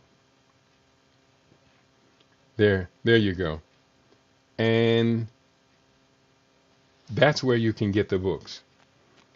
Go to www.consciousrastapress.com, putting it up for our Rumble family, to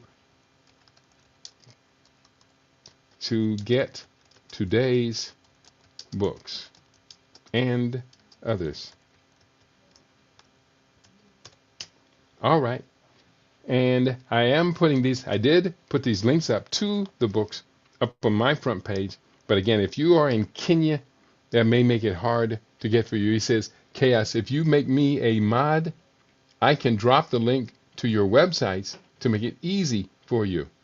That's great. That's great. What I'll do is I'm going to put up links to the individual books, and these links are going to take you right to my PayPal page. Now I'm looking for these, and these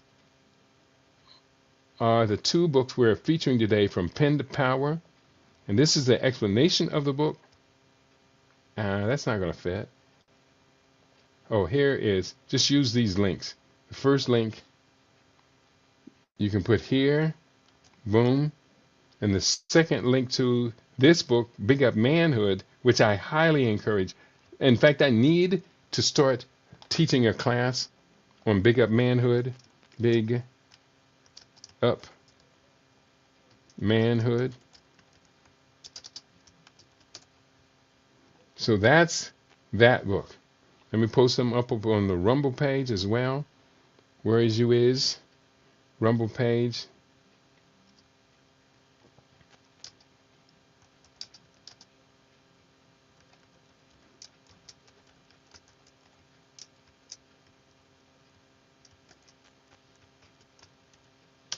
And take this one up, and also the other one, bear with me, but selling the books is how I pay for everything.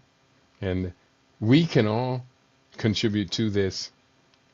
It's very, very necessary that we got to do something different. We got to do something a lot better than what we have been doing.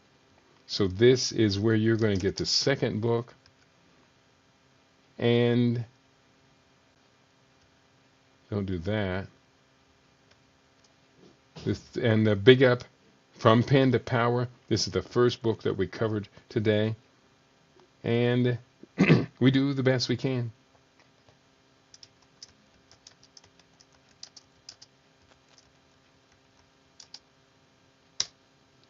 So, there you go. Those are the links to be able to get today's books. That wasn't right. That wasn't right. Let me do this. Big Up Manhood is here.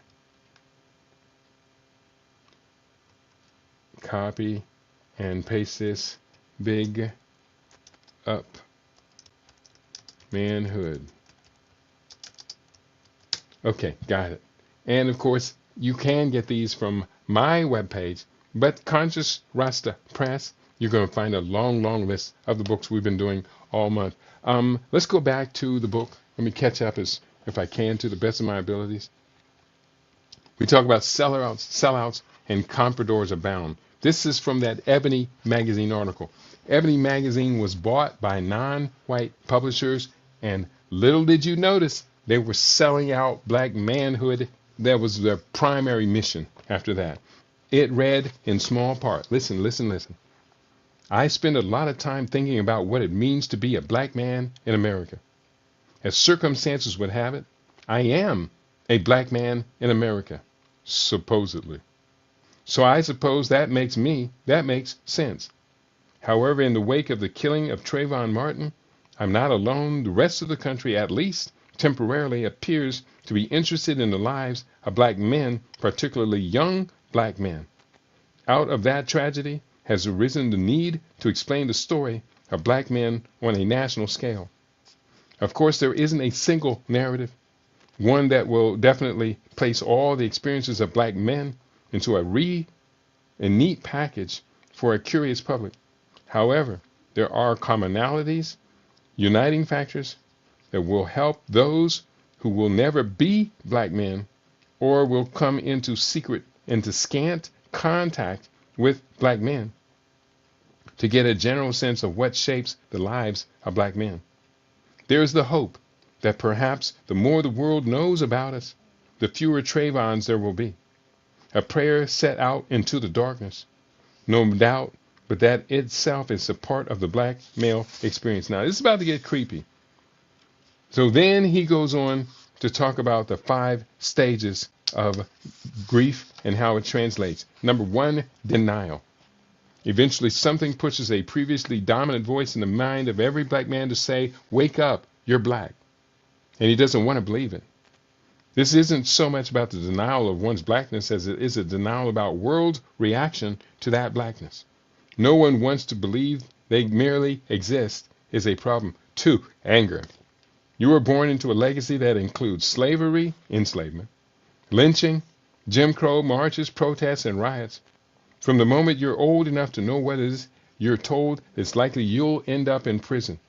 Skipping forward 3, bargaining. A large part of being a black man is understanding that you can't tell all of the truth, or you won't be alive long enough to tell any truth at all. And that's not true. This is where you'll find the acceptance of reductive histories of black male heroes, chopping their legacies down to near meaningless platitudes like, quote, I have a dream, or by any means necessary. Next point, it says it's waiting to take the world for the world to take in the genius of James Baldwin so badly that you agree in principle to never mention the fact of his sexuality or even bother to hate that part of him yourself. It's even bothering to learn Bayard Rustin's name. And then the next point, depression. When it is assumed the black men are on rampant drug users and alcoholics, one wouldn't view that behavior as a sign of anything more than their natural state. That's crazy. And 5, acceptance. What does it mean? Is that black men are consistently remembering that they are black men, and that means something wicked for the rest of the world. It's the embracing of one's black self, gay self, bisexual self, and or trans self as one whole. WHOLE is one whole. That is about creating culture that becomes indispensable. The writer of that article is sick.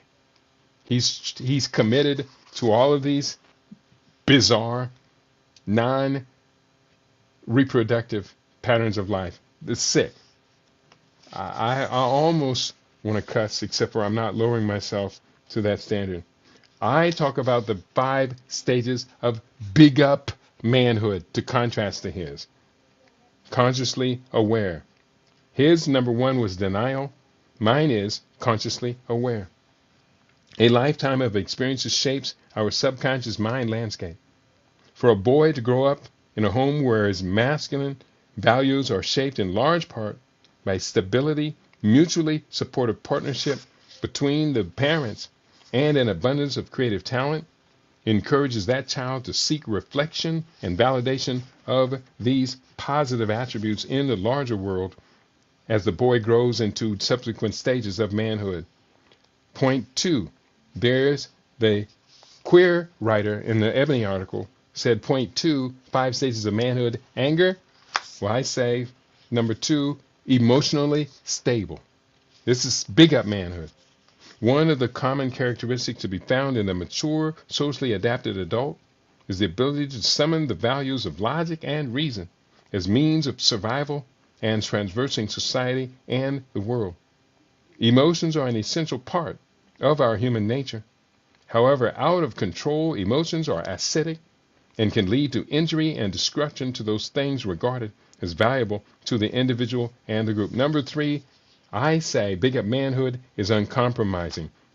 He said Big Up Manhood is, he said that manhood, according to the queer definition, is bargaining as opposed to uncompromising. I frequently admonish my students to set and get your goals, planning one's key life expressions, such as education, career, artistic engagements, building a family, and a graceful aging, are all wonderful examples of where we should not compromise on those aspects of the life plan that we feel firmly commit to achieving. Don't let nobody sway you from those things that you have described are essential to your well-being. His fourth point of manhood, he stated in Ebony magazine, was depression. For me, point 4, motivated. Where our passions, emotions, commitments, and time and resources are best invested is largely determined by primary motivation. Within this Big Up Manhood cultural model, we frequently emphasize the critical need to have a massive transformative purpose, MTP, that moves us through the world and guides our life journeys. With the right MTP in place, one will never be burdened by procrastination and lack of creative imagination. And he stated his number 5, acceptance. My number 5 is resilience. No matter what comes along as obstacles or setbacks to our visions and dreams of the future we would create for our generations, we must, above all, bounce back from adversity and persist toward our most cherished destinations. The late, great reggae singer, reggae artist Peter Tosh expressed how he showed resilience against life's setbacks.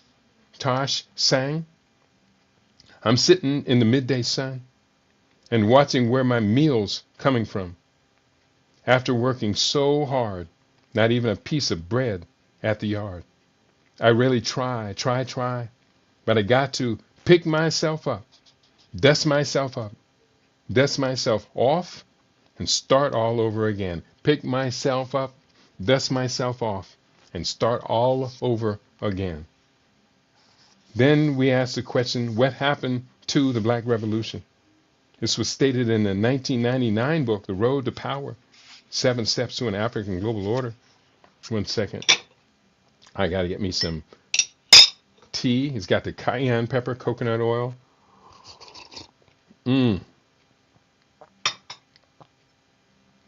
Oh, that is so good. What happened to the Black Revolution? We've analyzed our greatest recent failures to secure visions of empowerment. As we move forward in a rapid fashion, we must be mindful not to repeat some of our most reckless errors during similar past endeavors. There are those who will resist us, and they can be expected to be very serious about their opposition. Was it even clear within our minds what a Black Revolution was even about? Often we recall those words, profound lyrics of funk jazz poet Gil Scott-Heron. The revolution will not be televised. You could make the argument that nearly everything the entertainment media aims at our youth has been anti-revolutionary. And that assumption would be hard to contest. Maybe my memory is failing, but I don't believe that there ever was any clear consensus as to what a revolution was going to entail anyway. There was no plebiscite, no election, not even a Gallup or CNN poll to determine what would be the primary goals of the Black Revolution. And then I'm going to skip down. We were not prepared for a long-term struggle. The 60s and 70s contributed a significant era in the U.S., critical moment in history. Skipping down, we did not know at the time that the greatest revolution, the theft of mass identity by an intoxicating entertainment media, was occurring right before our eyes as we tuned in to the new national pastime most days from after school until late at night. What was needed was a brilliant analyst like Malcolm, who could tell us that we'd better get mobilized and become participants in this. I skipped a little bit. As the 1970s wore on, the newly discovered indulgences of affluence, access, sensuality, and chemical retreat blinded many youth's vision. Revolutionary visions degraded into hazy dreams, confounded by reefer, soda-flavored wine, some crazy psychedelics the white boys were selling, and most addictive and deadly drug of the century, television. Television kicked our black umoja butts. We couldn't tell where we came from and didn't have a clue about where we were going. But we sure got to know a lot of people along the way. Virtual people, that is. There were virtual lovers, virtual gangsters, virtual secret agents, virtual saints, virtual vixens, virtual superheroes, virtual bandits, virtual athletes, virtual foreigners, virtual preachers, more virtual preachers, virtual feminists, virtual enemies, virtual role models, virtual junkies, virtual failures, virtual shootings, virtual murders, virtual food, real depression, real apathy, and real defeat. That's what happened to the Black Revolution. So now I'm skipping forward and we're going to go chapters ahead. Where did our black manhood go? A lot of bullet points. I'm going to skip over that right now. We passed the torch only to see it snatched away. Talking about COINTELPRO. Next chapter, a collapse of black manhood. Just real quickly, quote from Malcolm X. It is criminal to teach a man not to defend himself when he is the constant victim of brutal attacks. From Malcolm X. Then we're talking about the generational collapse, the greatest generation, the baby boomers, Generation X and Y. We talk about Generation Y care anymore. And to right today, another mass shooting in the U.S. has captured news headlines. Checking with an authoritative website that tracks this carnage, yesterday's mass shooting at Michigan State University in East Lansing, which killed 4 and injured another 5 before the gunman killed himself, brings the 2023 tally of America's mass shootings to 73 and counting. This slaughter occurred in the first 44 days of the new calendar year. Something is terribly wrong here. There were 7 reported mass shootings on January 1st, 2023 alone. Surely there's no limitations to what a big up manhood can do to put an end to this mass murder that is occurring within this nation and disproportionately impacting our urban communities. We must consider the necessary security measures that increase safety and mental health and stability among our younger generations. We are again existentially challenged on multiple fronts. As a matter of demographic triage, we are forced to prioritize the self-protection systems within our capacity. We must also do this while in such a damaged state due to our long-term struggle for society. Then I go on and on and on, then a breakdown of Generation Y and why Generation Y is something that is humiliating to all of us.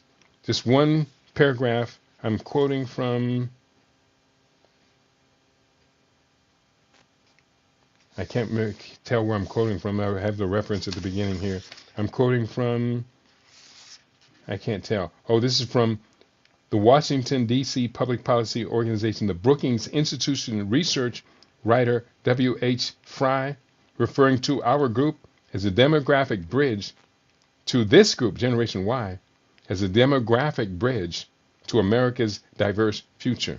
And that reference is from the millennial generation. It read in small part, a broad pattern toward delay in marriage has been followed by millennials in each racial and ethnic group.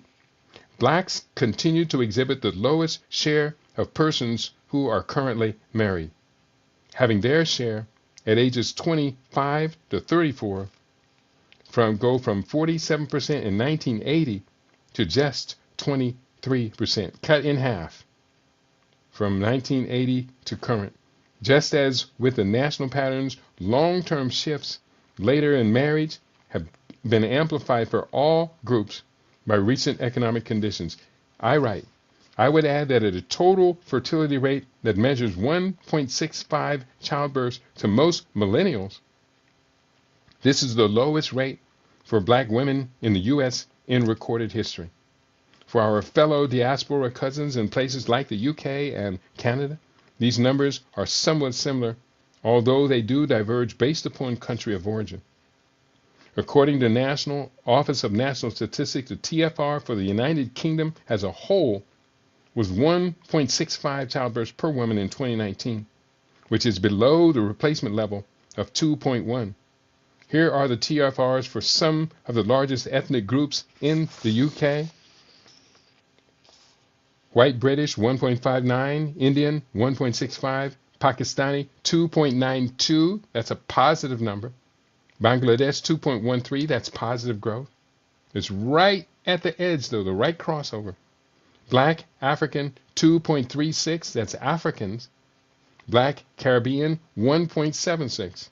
Chinese 1.49. And according to Canadian statistics for whites, 1.42 childbirths per woman, South Asian 1.87, Chinese 1.34, blacks 2.03, that's higher but it's still below replacement, Filipino 2.21, Latin American 1.78, and Arab 2.12. And I go on for the next few pages to talk about what these statistics mean, and I'm going to just begin to wrap it up. This next chapter is very important. A big up man should be able to ... I begin with this quote from George Washington Carver: when you can do the common things in life in an uncommon way, you will command the attention of the world. George Washington Carver. And from Warren Buffett: someone sitting in the shade today because someone planted a tree a long time ago. Warren Buffett. A big up man must raise the standards by which we identify as individuals and the community duties, roles, and responsibilities expected of our members. A proverb from the ancient Nile Valley civilization of Kemet states, "An uninitiated male is still a child," unquote. As the elder guiding this rites of passage program and initiation into what we call Big Up Manhood, I brought forward a broad set of guidelines and standards for our members to use as a baseline for behaviors that confirm our transformation. I only ask of the initiates that I require what I require from myself. Therefore shall be no hypocrisy or impossible standards being pushed herein. What we firmly believe in doing is seeking to project a new leadership standard, to generate a reliable generation of men who are committed to sustainable development, and to project ourselves as the tip of the spear that plunges into the heart of all who would rise to oppose our freedom, dignity, and sovereign advancement. Point: big up man. Do at least 40 push-ups without hesitation. A big up man has prepared his body to respond to emergencies requiring strength. Point 2. Engage in fasting for a minimum of 3 days straight on water only. Point 3. Contain his emotions until the primary problem is solved. Point 4. Big up man must stop eating foods that undermine his masculinity. Cold turkey, pun intended. Big Up Manhood must read at least 3 to 4 books a year and enroll and actively engage in book study circles. Next point: Big Up Man must teach valuable work craftsmanship to the younger generations, i.e. woodworking, auto mechanics, plumbing, carpentry, gardening, music, tailoring, etc. Point: Big Up Man must cooperate and collaborate with others toward fulfilling collective actions that uplift and sustain the family and community. Point: Big Up Man suppress his ego and recognize when someone attempts to impact wisdom to him and others. Shut up and learn. Point: Make a wealth development growth plan for his family and children to thrive optimally, and stick to that plan without unwarranted deviation. Big Up Man must be loyal and true to his interpersonal commitments. Quickly, refrain from selling his labors to those that ruthlessly exploit, undermine, and abuse the economics of the family, community, and larger societies. Point: actively and adequately resist and repel the sissification of the males of his generation and those to follow. Point, must exercise his right to openly express the inner truths and respect others who express their rights to free speech. Big Up Man must bond with others in a sacred brotherhood of mutual support, must demonstrate his prime interest and commitment to an MTP, massive transformative purpose, write a clear statement of purpose, a creed that he pledges to live by daily. And last point, Big Up Man must not allow his life mission to be emotionally reactive and dictated by forces outside his control spectrum. Common isms, doctrines that affect the bulk of society do not necessarily deter the self-determined man from making the world work for his ultimate benefit. And then next chapter is about consolidating biological integrity. I'm just going to share a quote from G. Edward Griffin. The great culling of the human race already has begun. It is being done through chemicals added to our drinking water, food, medicines, and the air we breathe. Chemicals that are the known effect of reducing fertility and shortening lifespan. And so we then talk about the 7 principles of optimal health. And lastly, we got to go into culture. Culture is language, spiritual expression or religion, traditions. What did you do on the 4th of July? Culture is your historical perspective. You share a history, but you have 2 opposite views of that shared history. Culture is your morals and values. And lastly, culture encompasses your logical thinking and reasoning. That's such an important. Next, I talk about the power of habit, how I start each day, and I can update this. It's been quite a bit. Next, the disappearing male in modern society. Until they are confronted by the lion, all hyenas believe that they are the alpha males. That quote from myself. Until they are confronted by the lion, all hyenas believe that they are the alpha males. Then we talk about the explosive documentary film, which is The Disappearing Male. And it talks about how male sperm count has declined so much. Boys will be boys. No, boys will be girls, will be boys, will be question mark. This brings us to the introduction of diethylstilbestrol. It was the first prescribed to pregnant women to relieve pregnancy symptoms. It was discontinued because it caused havoc on the unborn fetuses exposed to the synthetic estrogen hormone. Diethylstilbestrol I'm convinced, created this wave of gender ambiguity. We do talk about the impact of estrogen mimicking chemicals on the environment for many years. I wrote about it in the book, Missing Assets, Cultural, Biological, and Psychological Origins of Infertility. Skipping forward, we talk about where these chemicals are found, and there's lists. These are all very important. We haven't gotten through half. We got through less than half of the book. And then we talk about testosterone quite a bit, a daily protocol, gender confusion and biological warfare, and a daily protocol. 50 years of abortion. I do have that chapter as race suicide. 50 years abortion. 50 years of race suicide. Race suicide. I have never, but I'm not going to be angry at someone who has ever participated in that. But abortion in America has contributed to the greatest decline in black population since the first black enslaved arrived in the Americas in the 1600s.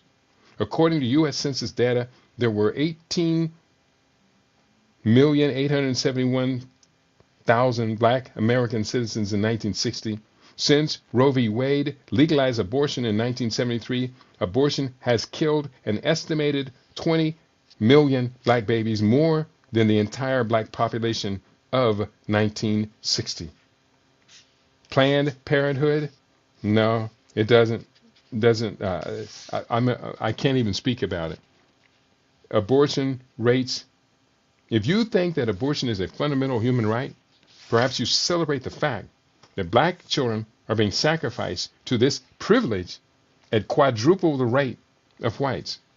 But if abortion is an act of violence that kills an innocent human being, then something far more sinister is at work here. And although African Americans represent 12% reportedly of the population, they represent 35% of aborted children, that figure from 2025. And then later I go into this in the book, Fade to Black, The Passing of a Great Race, that when compared to the annual reported killings of our group's members by law enforcement agencies, for which we protest, we get out in the street, we march, we put up organizations, we do lots of actions, compared to reported killings of the group by police officers, blacks kill others of our group each at a ratio of 8.5 to 1. So we're killing members of our own group at 8.5 to 1 compared to police. But compared to law enforcement killings, bad medical practices kill blacks at a ratio of 585 to 1. Abortion terminates black pregnancies at a rate of 1,607 to every one police killing of our people. 1,067 births are terminated, and we have to remember 3% of those births were for multiple births, twins and triplets. Unbelievable. What became of the people of Sumer? They perished because they forgot their history. Goes the ancient riddle. What became of the people of Sumer? What became of the people for African Americans? They perished because they forgot their history. Then lastly, I'll just closing with chapter titles. Chapter, A Daily Protocol for Biointegrity. 21 steps, habits, and instructions, such as number 4, exercise supports vitality and longevity. And the next chapter is after a daily protocol. The next one deals with Big Up Man's sexual power. And I talk about safe supplements for the Big Up Man. 22 powerful male restoration supplements. Bioavailable folate, fenugreek seeds, bioidentical pregnenolone, stinging nettle extract, just quickly. Men's passion booster, saw palmetto. All of these are in my arsenal. Ginger root powder, DHEA, which stands for dehydroepiandrosterone, ashwagandha extract, zinc picolinate, vitamin D3, tonkat ali, vitamin B complex, and then another 20 more. That took us to number 13. And then there's black maca and a bunch more. Horny goat weed is another one. And that's all very good. You need to get these things on your list. And then I close with the pledges. I am an alchemist. I swear before Ra, the almighty force of energy. I swear before the great mother goddess. Her womb is the source of life. I swear before the mighty forces of the nature, the Neteru and Orichas. I swear before the great ancestors, saints, and the martyrs. I swear before the wise and esteemed elders of my global community. I swear before all the children, the babies, and their mothers. I swear before all of the brave ones whom we trust to carry the spear. I pledge before all my great family who assemble as one that I am prepared to step up to all of the duties and responsibilities required to me as an alchemist. I am pledged in any and all circumstances to transform that which is dull into that which is brilliant. I am sensitized to every opportunity to confront all challenges and to master over problems that have put all humanity in peril. I will move forward to build steamships, to educate our youth to preeminence through the mastery of all sciences. I will redirect the old enslaving forces of fear and panic into liberating ideologies that forge a new pathway to sustainable development. I will be constant in my creativity, sensitivity, positive alignment, and resourcefulness, all toward forging a new pathway to sustainable development. I am the alchemist. I turn that which is dull into that which is brilliant. I am energized by the sun, purified and given life by the waters. grounded in the pristine earth of my mother continent, and given wings by the breath of life whose airs project my vision over the horizons. I am the alchemist. I am at once the past, present, and the future. I am that I am. And then I talk about I am Ka, and I talk about the Osarian initiative, the Osarian prayer. Very important.